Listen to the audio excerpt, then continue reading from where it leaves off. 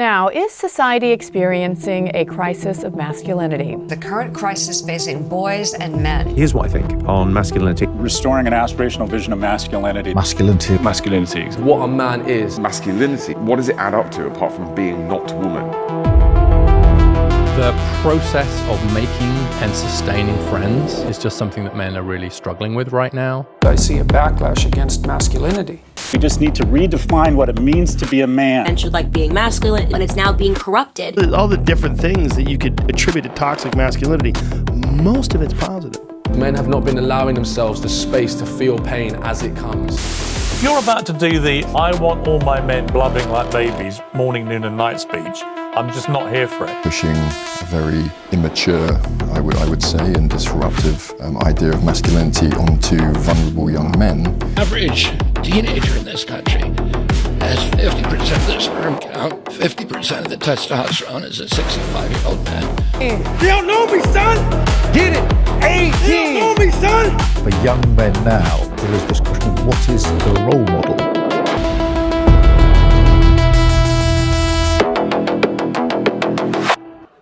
Interesting time to be a man at the moment. I'm sure we'd all agree. A lot of men don't really know what to do, how to behave. I think we'd all agree toxic masculinity is out, right? Can't be a toxic male anymore. The media accepts that, you know? We know that because they're no longer showing Ramsay's Kitchen Nightmares in the day on the TV. Remember that fucking show? What an exhibition of toxic masculinity that show was. Just Gordon Ramsay with horrible abuse every single episode, just calling a woman a fat bitch for no good reason.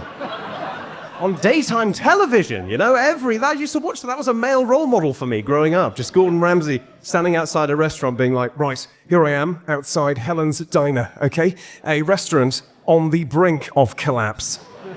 No vision, terrible staff, and by the looks of Helen, she's clearly been eating the food before it's got to the customers. Wow. Yeah, he'd go into the restaurant and Helen, she wasn't even overweight. She was just a woman running a small business. You know, she was trying her best. And she'd make one tiny mistake and Gordon Ramsay would just go straight in for the jugular, just horrible. You know, she'd undercook the quiche and he'd be like, fuck me, Helen. If it was any more raw, it'd be coming out of Paula Radcliffe's arsehole. Maybe the reason you can't cook quiche is because you can't stop fucking eating. Jesus Christ. And every episode, Gordon Ramsay would have the temerity to suggest that the person he was abusing was just too sensitive to take his criticism on board. You know, he'd be like, well, clearly Helen is completely unable to take my very sensitive, constructive feedback on board. But if she doesn't, her restaurant will be going down the shitter. And that's if diabetes don't get her first. Wow. That was what I grew up with. That was normalized. That was a male role model for me. You know? You're not supposed to be like that as a man now, are you? We all know that. You're supposed to be empathetic and kind and compassionate. But the problem is, as men, no one has taught us how to do any of those things. I look at the women in my life, you know, female friends, my girlfriend Eliza. She's constantly telling the other women in her life how much she loves them, how special they are to her. She's giving them compliments, writing them cards, saying things like, oh, Jenny, she's so brave. And I'm like, is she? She's just wearing a sleeveless top.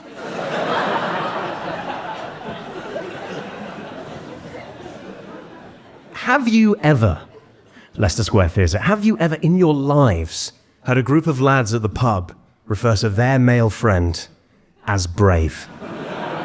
Has that ever happened? Be like, mate, just wanted to let you know that me, Steve and Jono have noticed that you're a bit insecure about your hairline and the new haircut you've got does really show it off.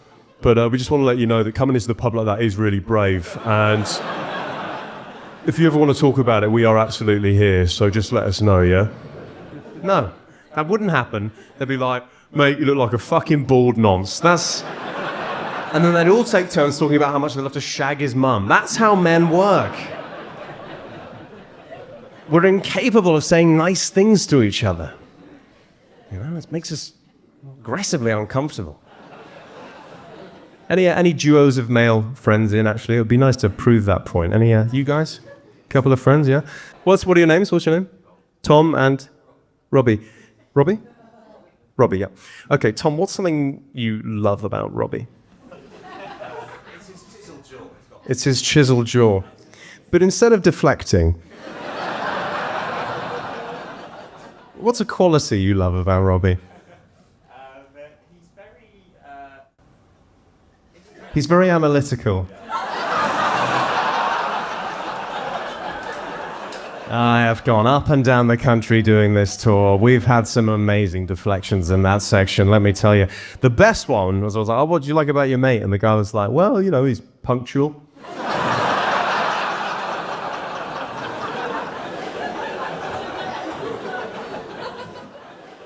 I encountered that recently. My best friend asked me to be his best man.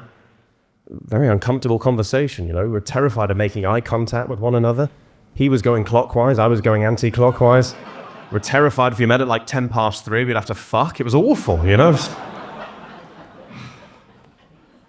I love my best friend though, Ross, you know. It was an honor to be asked to be his best man. I wanted to express my love for him, but I felt like I couldn't, you know. I felt this blockage. So I spoke to my therapist about it. Yes, I have a therapist. It hasn't actually made me a better person, but it has given me the language to justify whatever behavior I like.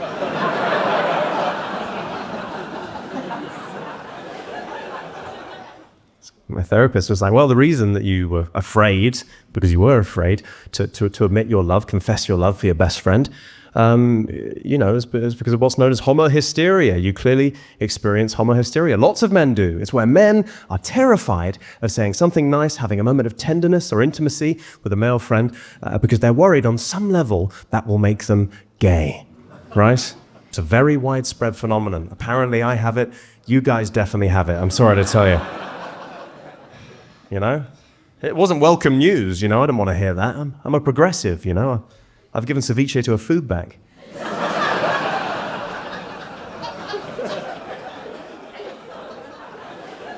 Doesn't make sense, you know? The homophobia at the core of the masculine experience doesn't make any sense.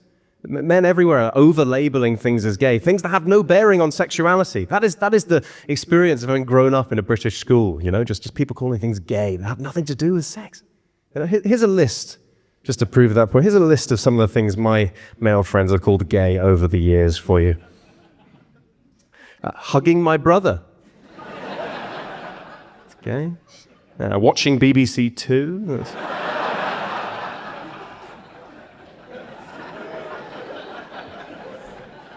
I've got quite a big laugh at that. Not as big a laugh as Glasgow, interestingly enough, which would suggest there is something in the Scottish psyche that clearly thinks that BBC Two is very gay. I don't... Well, fucking railway shows with Michael Portillo, that's fucking gay, pal. Reruns of Louis Theroux's Weird Weekends. Going on a narrow boat was seen as gay for some reason.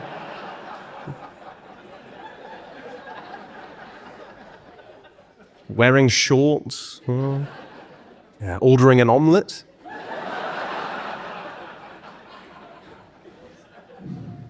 Playing tennis. Not having a pint. Having a pint. Leaving the pub to have sex with my girlfriend. Gay, apparently. Yeah. Owning a coffee table book of naked Finnish men. It makes no sense. You know, the way we're conditioned as men to think and feel. Because, you know, so often masculine conditioning will tell us that things that have no bearing on sexuality are gay, but then other things that maybe are a bit gay are the straightest thing ever. Like, for example, some men will be like, well, musical theatre is gay, but rugby is the straightest thing in the world? Have you ever spoken to someone who plays rugby on a weekend? How was the game at the weekend? Yeah, it was fantastic, actually. So me and 29 other blokes got dressed up in some really short shorts and just wrestled in the mud for the best part of 80 minutes, actually. Yeah, I mean, I had about 5 minutes of ball in hand. Would have enjoyed more. But, yeah, and I was the hooker, so I was right in the heart of the action. I had 7 blokes coming into the back of me, 8 coming into the front, and I had to keep apologizing to Sir because I kept going down on the scrum. And, He told me if I didn't stop, he'd make me come out. Anyway, game carried on, plenty of touch, few conversions, cheeky. The game finished, we all had about 18 pints of lager. I lost a bet, so I did a shot of Kahlua out of Hugo's foreskin.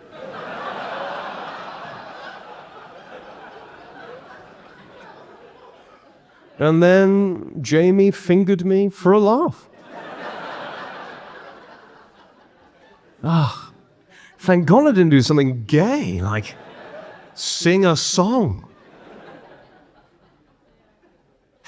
We can all see how ridiculous it is, can't we? But nonetheless, I couldn't overcome that and express my love for Ross in that moment, you know? It felt weird being called the best man, I have to say. Because I don't know. I don't know about anyone here. I don't feel like a particularly good man. I don't feel like I do it properly. You know, like I couldn't do what men in other cultures do, like fight in a war. You know, who here who's a man, just by a show of hands, anyone? Who here would like to fight in a war? Anyone? Right. Fuck that, I think, I say, on behalf of all of you, you white-collar freaks. I don't know, I don't want to fight in a war. I'm not cut out for it, you know? Raised in the therapy age as a white liberal, it's not going to work. But you know, I'm also a millennial, and going to war is exactly the kind of bullshit, people-pleasery thing that me and the rest of my generation would do for the approval of the other generations, you know? We've been ground down by the Gen X's and the boomers, you know, in the Telegraph comments sections. You know who I mean, just the great gammony whoopee cushion men in big chairs by roaring fires in the home counties, you know.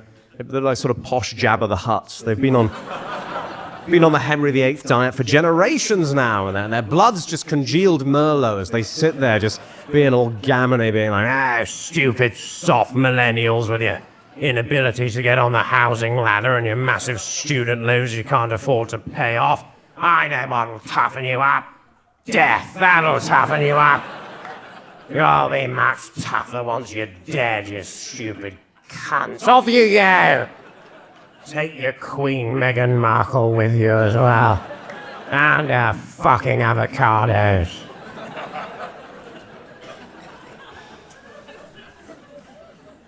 We millennials, we're so desperate for reassurance and to be patted on the head and told we're special, you know? We would go to war and we'd be there like, oh my God, I'm so sorry. Thank you so much for the opportunity. God, I honestly, I no worries if not, but I feel like I've got imposter syndrome about being a soldier. If only there was a podcast I could listen to on this. I'm so sorry for taking up space. Oh my God, but my therapist tells me I should take up space. Oh, I'm so sorry for existing. Oh God, am I not in the right place at the right time? That is so Hufflepuff of me. I'm such a Hufflepuff. Just there on the battlefield, you know, doing an Instagram caption. OMG, about to die prematurely. Hashtag Cedric Diggory. You know, millennials aren't even the generation we'd have to predominantly rely on in a war, you know? Generation we'd have to predominantly rely on is Gen Z. Good luck fighting a war with those guys. Good luck fighting a war with an entire generation of people with healthy boundaries around work. Those people aren't coming to die in the battle. They don't even sign off emails, you understand? Like, no, I can't come and fight in the war today. I'm doing really important TikToks about neurodivergence. Wouldn't it be so random if, like, for TikTok content, I, like, ironically defected to the Russians in the war? And then blamed all of my ADHD?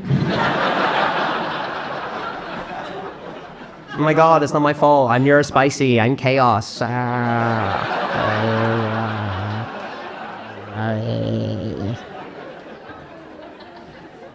I'm trauma bonded to being problematic. I don't know. It's trendy to have ADHD now, isn't it? I'm by no means the first person to point that out, but it is trendy.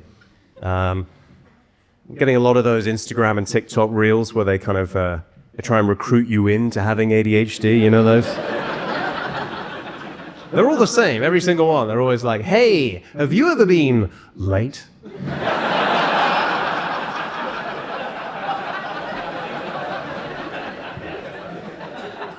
And you're like, Jesus Christ, I have. I'm like, well then, you've definitely got ADHD. You're like, hang on, is there not a higher clinical threshold I'd have to meet? No, that's what you have now. It's an explanation for everything you do for the rest of your life. I feel slight reservation about doing that routine because since writing it, I myself have been diagnosed with ADHD. I went private, obviously. I'm totally sure about the test. He was like, so you like a bit of a mess and stuff? And I was like, oh, yeah. But he was like, and do you struggle to like remember things? And I was like, oh, definitely. And he's like, well, you probably definitely got it then. Have you got that £1,000? I'm like, yeah, here you go. And he's like, great, have some meth. And that's how it works. Strange thing to diagnose for a hyperactivity disorder, but there we go. Why would Big Pharma not have our interests at heart? Ross phoned me up a couple of days later after he'd asked me to be the best man and hadn't been able to express my love. And he told me there was a slight change of plan. And I was like, okay, what is it? He's like, well, I don't just want you to be the best man. I want there to be another best man as well. I want there to be two best men. And I was like, just a quick point on language. Technically speaking, I don't think you can have two best of anything, right? There's always going to be a slightly better and a slightly worse. Do you want to just say on the phone that I'm the real best man and he's a sort of deputy? And he was like, no, I want you to be equivalent. What can I tell you about this other best man? Alex. Ross's other childhood best friend, Gray. He's a doctor. He volunteers at Battersea Dogs Home. He runs marathons for charity. You know, he's always saying things to me like, oh man, really enjoy your stuff online and, you know, we should hang out soon, you know, like a prick.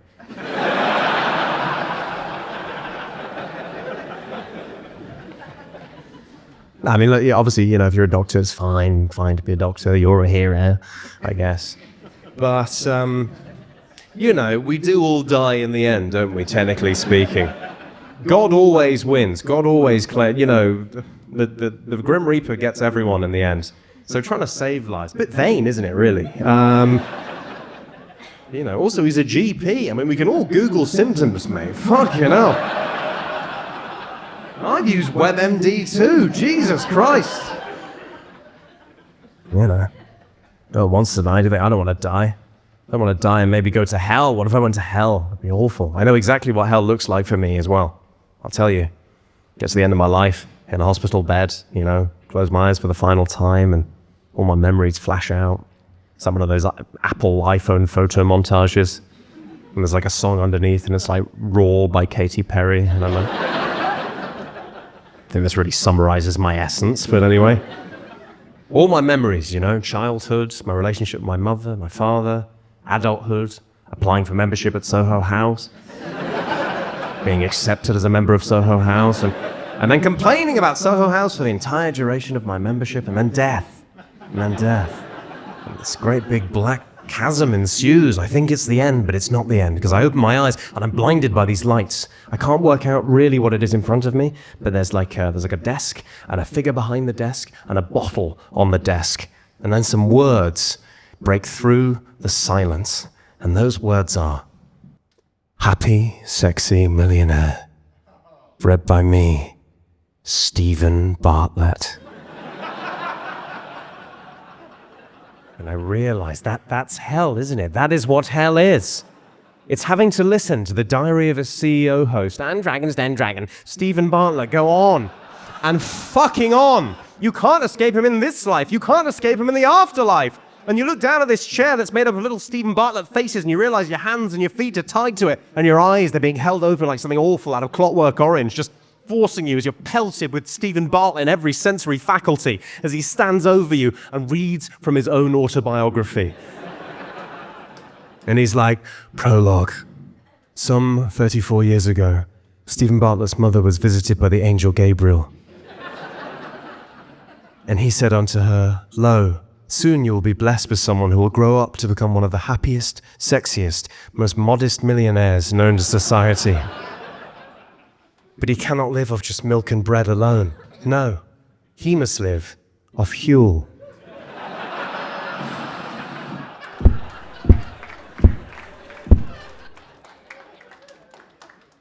And at this point, you can't help yourself. You're like, oh, for fuck's sake, give it a rest, bar. Look, everyone knows Jake Humphrey's podcast is better than yours, and that's meandering alpha wank as it is. And at this point, he picks up the bottle from the desk, which of course is Huel, and he waterboards you with the Huel. And because it's hell, there's all kinds of horrible, hellish Huel flavors, you know, and he's like talking about his journey with all the different Huel flavors, and he's like, oh, at the start I used to like the acid reflux flavor, whereas now I much prefer the literal human shit. You know, if Alex can't save me from that, it's not that impressive, is it? Volunteering at a dog's home.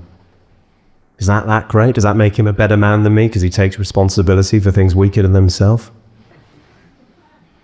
I don't know. Eliza wants us to get a dog.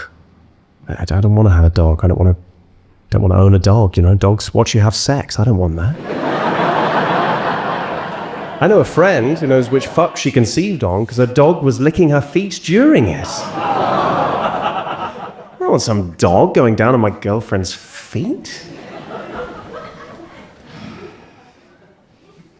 That's my job, you know? I don't want some bitchy German spitz just sitting outside the bedroom door as I emerge, you know, bleary-eyed at 11 a.m. It's just there judging me in real time, being like, why are you so late to wake up? Well, I was up late last night writing important jokes. What jokes were you writing? Well, why did the management consultant cross the road? I do not know. Because he was being paid so much, he had to make it look like he was doing something.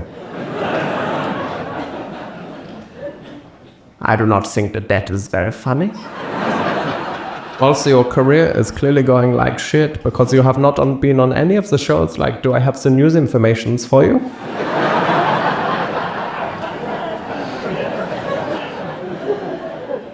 Also, it is 11 a.m. Alex will have already saved many lives by now. He is clearly the better of the two best men. And that's the best case scenario.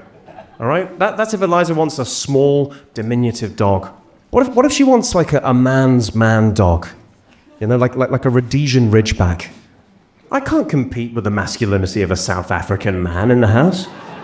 You understand? That's going to emasculate me in 5 minutes flat as it just throws down the discarded leg of a postman at my feet and expects me to do something with it. It'll emasculate me. I know how that'll happen. I'm very sensitive. It'll break me down. I'll be there of a morning, eating my breakfast, and I'll just be jumping up, heckling me the whole time, being like, hey! English boy! You are a little puss man, eh? What you reading The Guardian for? You might as well just chop off your dick and balls now, eh? In my country, we have a word for men like you. Women! What you eating an omelette for? You gay or some shit?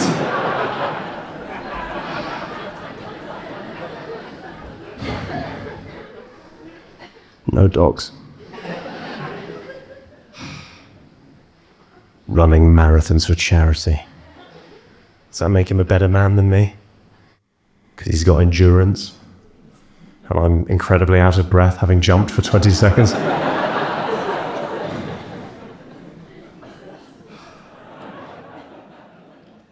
I get it. I understand why you want to run marathons. I understand, you know? Because you want to feel special. We all want to feel special. My God. You're born, you crave that feeling. Your parents patting you on the head, calling you a special boy or a special girl. We go through life. We try to replicate that feeling at school. We go beyond school into the real world. We get a job. Maybe our job makes us feel special for a time. But ultimately, that doesn't do anything for us. And then we get to kind of, mid, late 20s.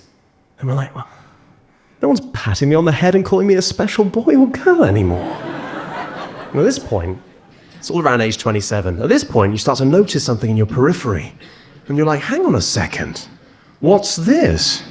The opportunity to participate in the delusion of being a professional athlete? Yes. I could gaily process through the streets of a capital city as people call my name and give me sweeties. Yes.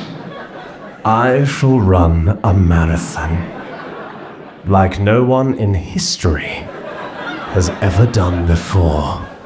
Then I'll be a special boy or girl. I'll level with you, okay? If you run marathons, you are not special. None of you are special. I am. Look at the direction all the chairs are facing. You can all see how special I am. Why can't Ross and make me the best man, for fuck's sake?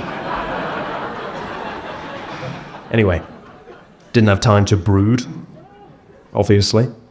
I was completely fine with the decision. You know, I didn't have time to brood because I had important best man things to be doing, you know, like planning the stag and the best man speech. Alex and I had had a conversation. We agreed, you know, he'd do the stag, I'd do the best man speech, because, you know, it's my job, isn't it? You know, you don't have Cristiano Ronaldo in a five-a-side and bench him. You know, if someone had been choking at the reception or needed the blood pressure doing or the prostate check or some bullshit, you know, that would be Alex's remit. But, and it goes without saying, even if he did help them, they would ultimately die in the end anyway. What's the point? Ah, the stag do. What a terrible ritual through human history the stag do has been. I interviewed men prior to this show. Occasionally you come across someone who'd been on one in the 80s and 90s. It was awful. You know, they'd be like, how was it? Yeah, it's fantastic, actually. So me and the rest of the guys, we actually forced the stag to have sex with his own mum at gunpoint. Yeah, it's hilarious. Then we actually chopped his dick off and just let him bleed out. It was really great banter, actually. Yeah. Didn't see him at the wedding. It's horrible. Why do we shame ritually these men before they get married, you know? But maybe the stag do ritual is problematic. I mean, you can't do a progressive stag do, can you? It doesn't make sense in 2025. You know, you all show up to the airport wearing matching t-shirts that say respect women and drink responsibly. You dress the stag as a woman, sure, but it's to raise awareness for the plight of trans people. At the end of the evening, yes, you get a stripper, but it's a male stripper, just to check the stag's not a homophobe.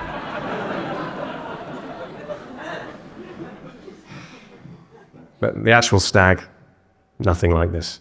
It was just Alex being excellent in every possible category, you know, just outmanned me in every sense. He drove to the stag, I did the sat-nav in the passenger seat. We went paintballing, he captured the flag, I hid in the corner. And there was a moment on the final night where we're all standing round, you know, and he turns to Ross in a lull in conversation, and he's like, Ross, I just wanted to let you know, I'm so proud to see you embarking on this new chapter of your life, and I really love you. And I was like, bit gay.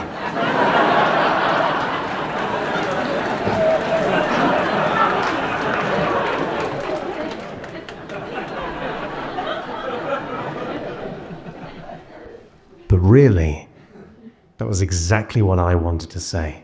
And you can't come in with an I love you after someone else has already done an I love you. You know? Can't do a retaliatory I love you. That's like the guy that kicks the football into the goal after the goal's already been scored, you know? It's completely redundant. And I love you too, actually. It just doesn't... I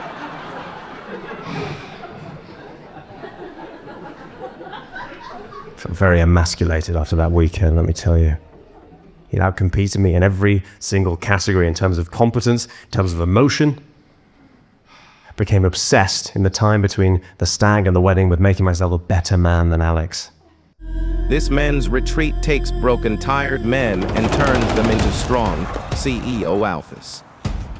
No fast food, no porn, no women, no phones, no questioning authority, no pants. What? Just a group of men committed to grabbing their manhood with both hands and beating off their weakness in front of each other. Just 10,000 pounds for the opportunity shit in the woods in the freezing cold. Eat meat off the floor and shout at trees. Why? Just like our ancestors did. Women go to therapy and talk about their problems with friends. Men take responsibility for themselves by catching hypothermia on holiday with strangers. With limited places and discounts available to those who take advantage of this scheme to get in at the top of the pyramid. Brother, will you answer the call? You know? By the way, I don't think the instinct to self-improve as a man is necessarily a bad thing. I often think the bar of what counts as like a good man is quite low. You know? We could do, the men get sensitive when people are like, men, you can do better, but we can, you know? Sometimes I feel that when I talk to my dad's generation. My dad will often tell stories that I think he thinks make him a good man.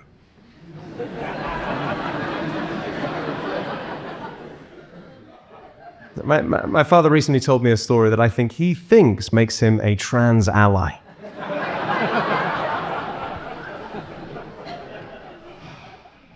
Here goes. He was like, yeah, so I was at the football the other day and there was a trans bloke doing the parking. And I was like, that is already a terrible start. Because I know from the context you meant trans women. I know that. And he was like, yeah, anyway, trans bloke, she's doing the parking. And, you know, I thought, well, might as well play along. So, wound down the window, was like, all right, love, wouldn't be wearing a frock like that and win like this. Shouldn't you be working behind a bar somewhere? Let's just clarify what my father has done there, shall we? My dad has gone, oh, I've got all these transphobic chips I'd like to use, but they're not PC, are they? So I know what I'll do. I'll cash them in for a nice hearty wedge of 1980s misogyny.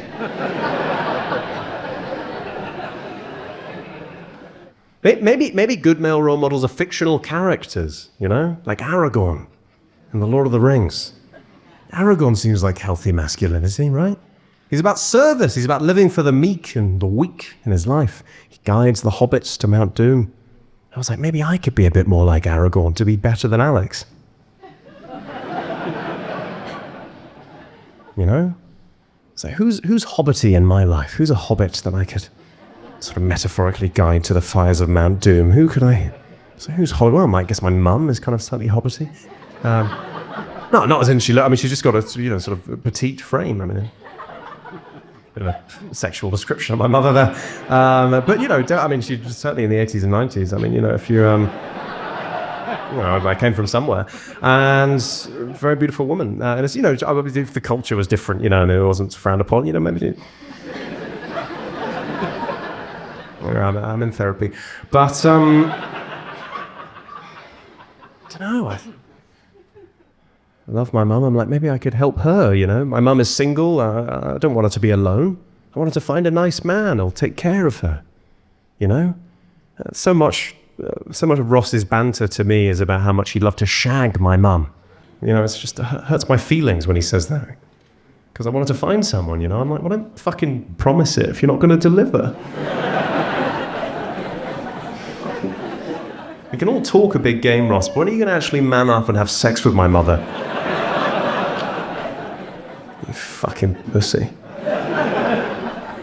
She falls for bad rears, my mum, as well. She falls for easy chat-up lines. Like, she fell for the first line my dad dished out to her, which was, all right, love, wouldn't be wearing a frock like that and win like this. Shouldn't you be working behind a bar somewhere?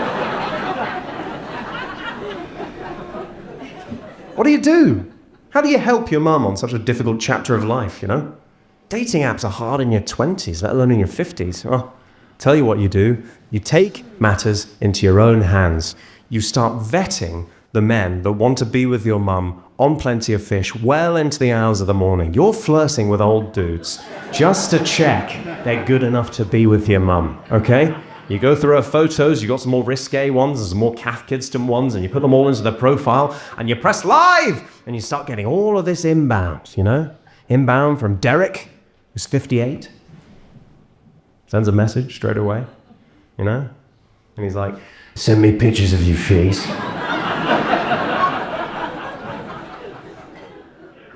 And you're like, hello, Derek, would you describe yourself as a man with a kind heart from a stable financial background? And he's like, send feet pictures now. Give me the face.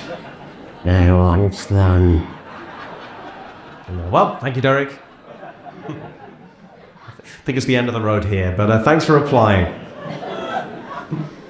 You know, you meet some genuinely wonderful men on these apps. You know, like Steve, who's 60. And he's handsome and charming and clever and... I mean, you're getting butterflies, aren't you? You just really feel like this could be the start of something. And, you know, you're flirting away, aren't you? As messages are going back and forth. And inevitably, you arrange to go on a date. So you put on a wig, as your mother, and... Steve, he charms you. He charms you over a chilled glass of Sauvignon Blanc at the Copper Club in Sonning. You're getting on like a house on fire, you know? And you're like, oh, he's not just intelligent and interesting. He's also got real depth, and he's emotional, and he's sensitive. And he's also got 2 young girls, and the eldest one is the same age as your eldest boy. Well, you. Date comes to an end, you're messaging more and more, and it gets to Friday night, and he's like, you've got to come over. And he cooks for you, and he cooks you a paella. He burns the rice slightly, but you laugh about it, because you're there for him, you know? Sauvignon Blanc's flowing, there's candlelight, an erotic flush is creeping down your neck all the way to your genitals, and you're just edging closer and closer to each other, and your faces are getting closer and closer, and just as you're about to get off with each other, just as you can see the detail of his upper lip, just as his tongue starts to emerge from his open mouth, you pull back and you're like, Steve, I should come clean. This is all part of an elaborate ruse to vet you to check you're good enough to be with my mum. And he's like, well, I should come clean. This is all part of an elaborate ruse to take pictures of your feet and then masturbate. And then he takes off his mask, and it's Derek from the start!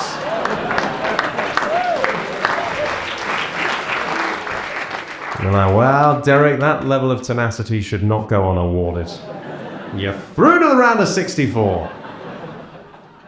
That's what being a man is now, I guess. I don't know, but I was obsessed. I was obsessed with trying to outcompete Alex. You know, I don't even know the guy that well, but I was just like, anything he does that is suboptimal, I'm going to be better. You know? I was like, maybe he watches porn. I don't know if he does, but I was like, maybe he watches porn. I'm going to give up. Don't know if there are any other angels in tonight, but not easy. Let me tell you that, giving up pornography. Very hard to say goodbye to something that's given you so much over a 20-year period.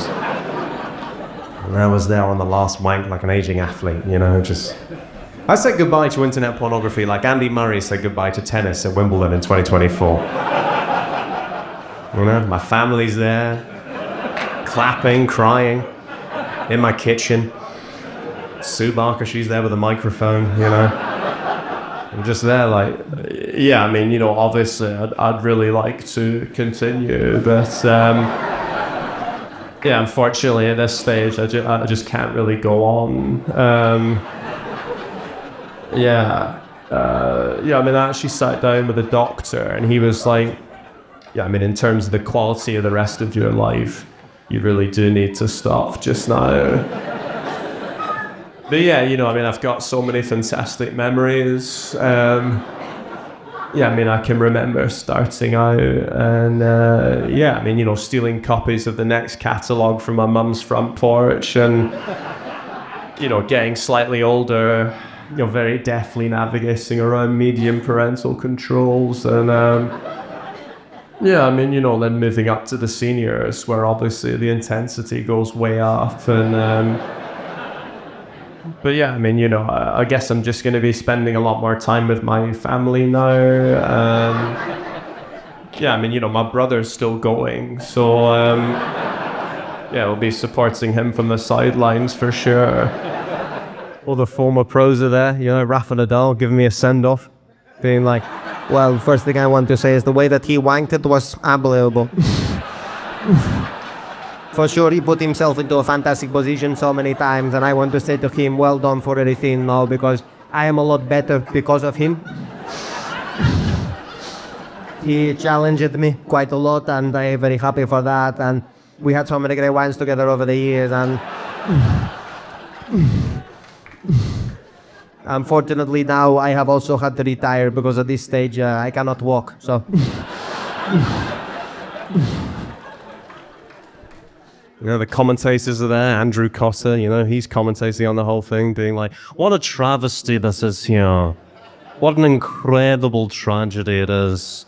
To see such a veteran of the sport retire, you can see his mother there crying, saying, why is he ought to end now? He was so good at this, it really is. Incredibly sad scenes. But he won't be gone for long, will he, John McEnroe? Keir Starmer's porn verification laws won't stand in the way of a man like this, will they? Isn't that right, John McEnroe? Well, you know, I mean, talk about a talent right now. I mean, seriously, the guy is phenomenal, okay? Talk about 3 times a day for 20 years. I mean, that's tremendous, you know? I managed to do that for about 6 before my back gave out, okay? I mean, it's tremendous the way these guys are doing it now. And how great is it for this nation to have such a great champion after Tim Henman, who just edged for 20 years. Never came.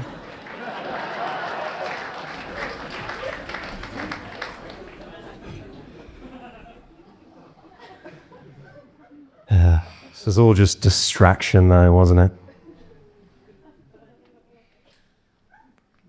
It was distraction from what I needed to be doing. What I needed to be doing was writing the best man's speech. Strange genre of speech, that. I think a lot of men get scared about the idea of saying nice things about a friend, and so they just decide to go nuclear and bring up all the embarrassing, terrible sexual escapades of this man's life in front of his mum and mother-in-law. You know? A lot of men will be like, yeah, I am Jimmy Carr. Actually, I am Frankie Boyle. Let me just say definitively, you are not, okay? Someone needs to say, if you've been given the honor of being asked to be a best man, genuinely, you should treat it like the prospect of having sex with Scarlett Johansson, okay? Appreciate how lucky you are to be there. Get in, get out, say thank you as you leave.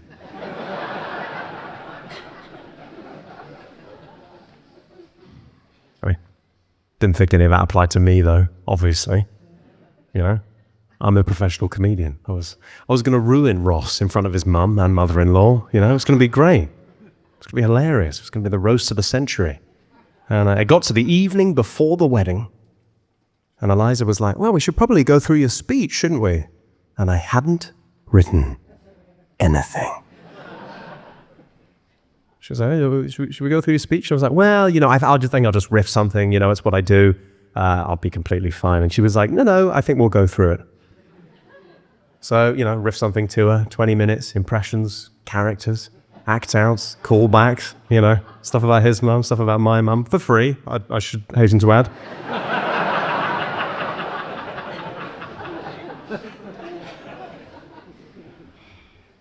Stood there breathlessly at the end of it. I was like, what do you think? She was like, well, I thought that was shit.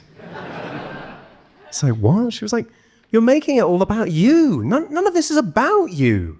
It's not about you or Alex or who the better best man is and who the worst best man is.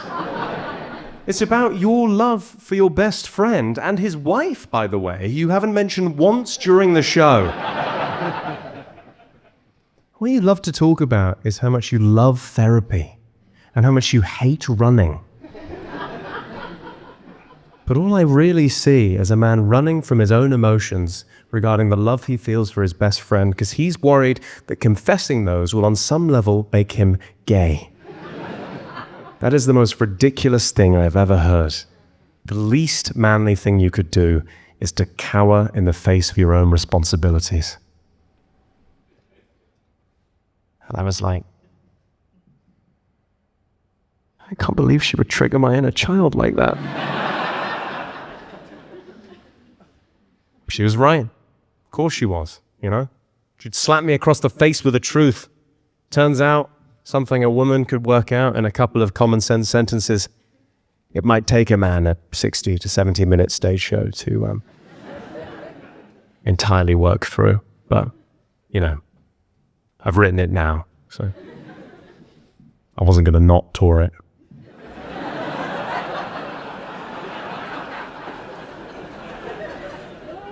She was right. I went back to the drawing board. I found it uncomfortable, but, you know, I got rid of all the mean stuff, and I just wrote about how much I love my best friend and how many great memories we've had together, how excited I am for the future, how much I love his wife, what a great match I feel like both of them are, you know.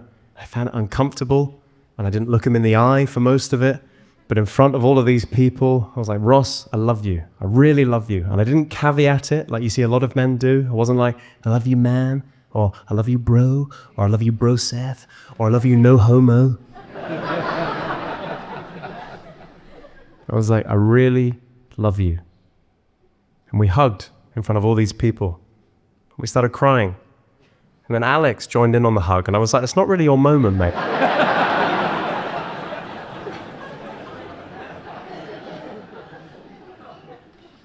And a little voice in my head was like, hey, maybe he's all right. Huh? Maybe that's the point. Maybe that's what masculinity is. It's not about out-competing other men. It's just about doing well at the thing that's in front of you. A lot changed in my life since that point, you know? Eliza and I, we got a dog. Pre, can you bring out Huel? Come on, Huel. Come on. Come on. I'm joking, we don't have a dog. They're a complete waste of time. But,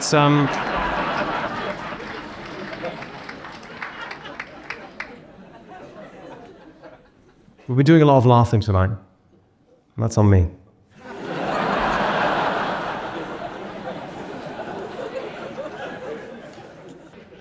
But if you might allow me to be serious, just at the end of the show, for a moment. I feel like so much of the discourse online as men tells us to be isolated and lone wolves and to take the piss out of each other. And there's nothing on having genuine moments of tenderness and love with your friends, you know? We're conditioned not to do that. We're conditioned to fear that. But I honestly believe that is the way we build male community and the way that we counter things like Andrew Tate. By saying loving things to each other, you know? Doesn't feel easy, but the tragedy is so many male friends feel this and they're too scared to say it to each other because it's awkward or you don't want to risk anything. But I can think of no more important thing for young men to do, you know? And I can think of no better way to finish the show, in fact, than getting two men up here and getting them to tell each other they love each other.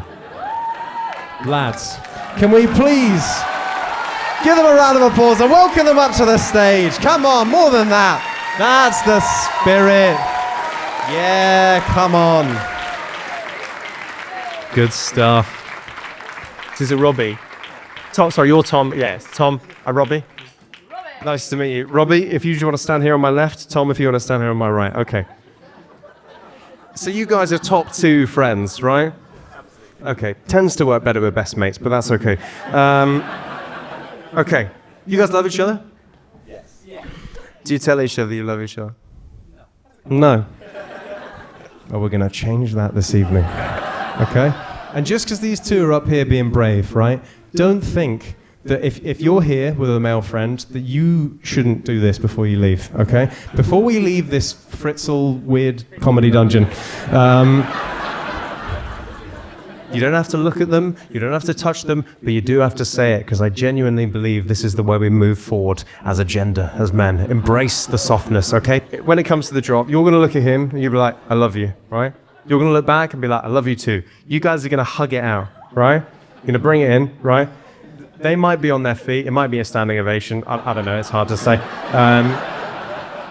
Honestly, I think I deserve it. I've been pretty good tonight, but that's for them to decide. I've got the money now anyway. Then, you guys are going to relinquish each other. You are going to undo his fly. And then, no. Can we please have the track? Can we please have the track? Right. Now is your time. My heart is pounding. I love you, Robbie. I love you, Tom. Bring it in! That's what it's all about! Yes! Give it up for Robbie and Tom! Yes! Let's hear it for them!